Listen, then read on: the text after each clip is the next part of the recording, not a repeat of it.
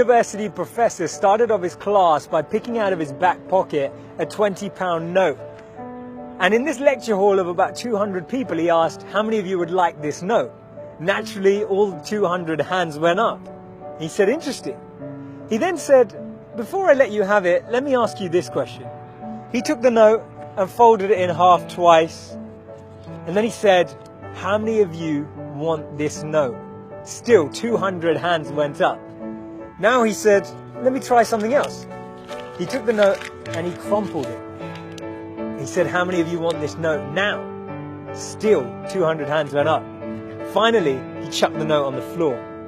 He screwed it with his shoe and crumpled it even more, picked it back up, now with dirt, and said, how many of you want this note?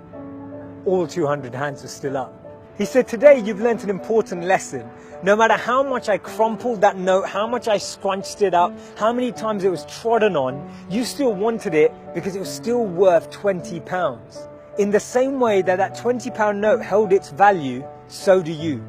No matter how many times life will tread on you, life will crumple you, life will scrunch you, and life will squeeze you, you will always keep your value, that spark within us all of bliss, knowledge, and eternity that exists.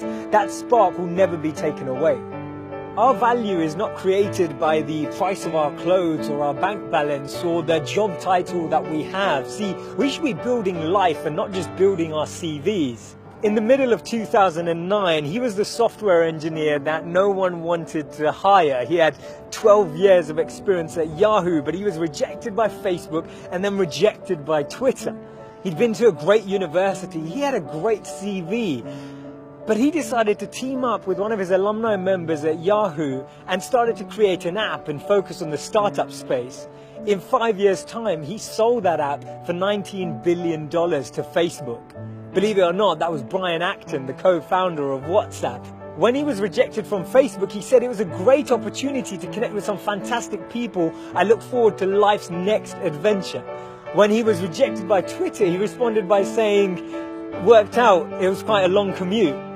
It's so interesting to see that someone rejected from two of the top internet companies actually responded with humor and actually responded with positivity. This lady was diagnosed with clinical depression. Her marriage had failed and she was jobless with a dependent child. She was on a 4-hour delayed train journey from Manchester to London when she came up with this idea, and she started to write this book about this wizard.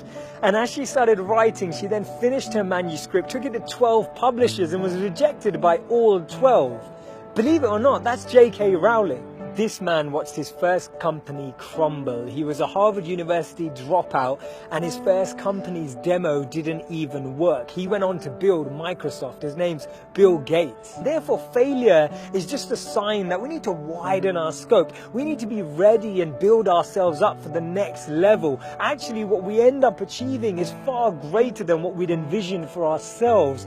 And this divine plan, this orchestration can't be happening without this intervention that occurs, because if we had it our way, we just settle, we just accept what we thought was our goal, what we thought we were chasing. But actually, I've noticed that when you don't get that, later down the line, you look back and you reflect and realize that what you've gained is so much greater. Failures are only failures when we don't learn from them, because when we learn from them, they become lessons, and we actually extrapolate all of these teachings and actually get more insight into how we can improve the way we work and how we can actually drive with a different energy. The challenge we have is that we only talk about people's failures when they succeed, and that's why they become this taboo, or we feel like their failures never happened. We need to share these stories earlier. We need to bring out these stories and experiences on the journey so that people who are on the journey can actually follow in those footsteps. And that's why Steve Jobs said you can't connect the dots moving forward. You only can when you're looking backwards.